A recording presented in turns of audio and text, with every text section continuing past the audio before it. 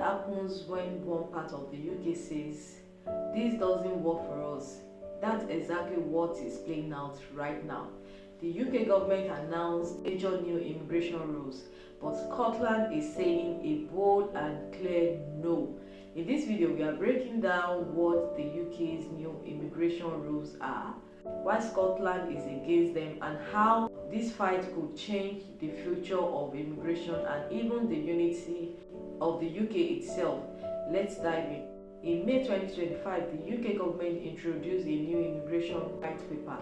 According to the Prime Minister, Keir Starmer, these changes are meant to reduce net migration by over 100,000 people per year. Here's what the new plan includes. Citizenship will take longer instead of 5 years.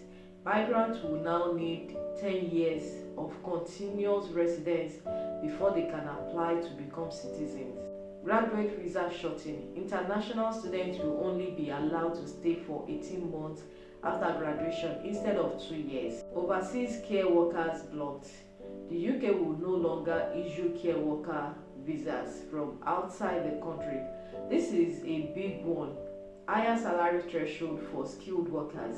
You now need to earn more, have a degree level qualification to qualify, tougher English requirements. Even family members and dependents must meet stricter language tests. Higher fees for employers. Businesses that want to sponsor foreign workers will now pay more. To the UK government, this is about restoring control. But in Scotland, the reaction has been completely different. Scotland's response, a firm no. Right after the announcement, Scotland's leaders made their position clear. They are not on board.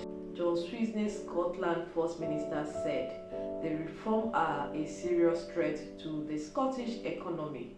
Calcap Stewart, the Minister for Equality, called the rule devastating, especially for Scotland's care system.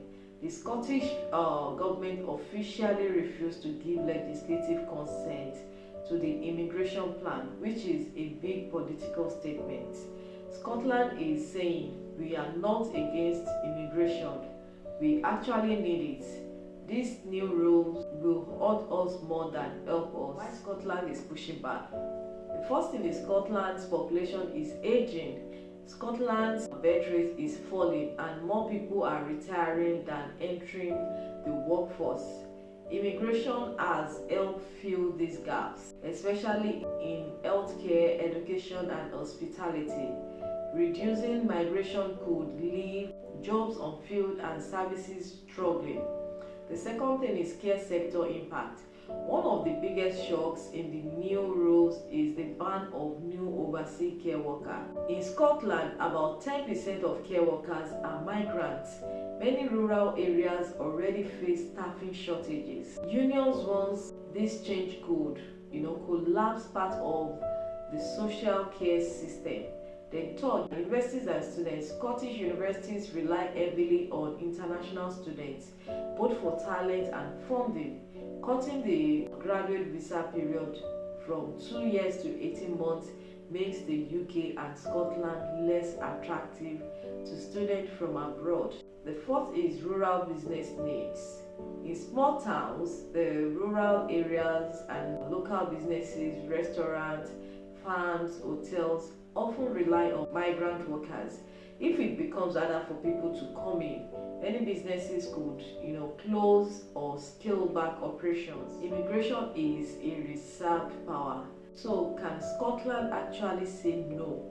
Technically, immigration is controlled by Westminster, not the Scottish Parliament.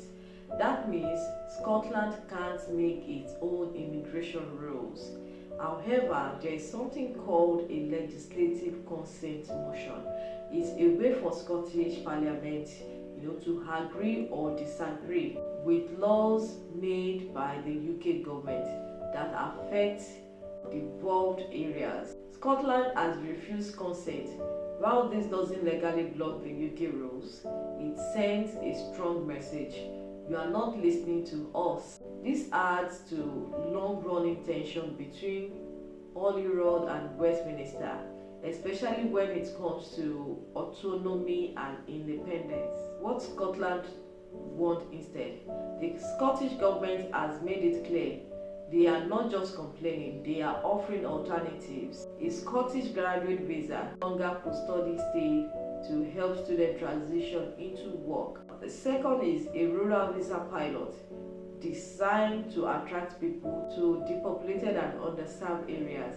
Then the third is sector-specific solution, easier routes for workers in care, tourism, and farming. The fourth is family-friendly policies, more flexible rules for reunification and support. The next is adjusted language requirements, better matched to the realities of Scotland's labour market. Scotland is not saying open borders. They are saying let us build immigration policies that fit our economy and people. So what do Scots think about immigration?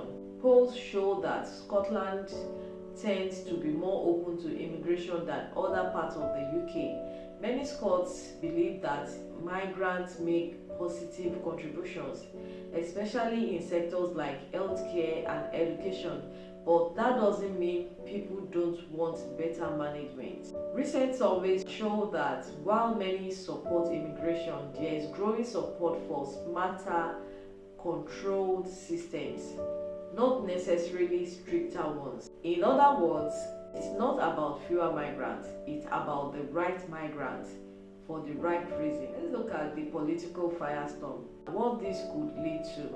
This is not just about visa, it's about power. For some in Scotland, this disagreement is proof that Westminster doesn't understand Scottish needs.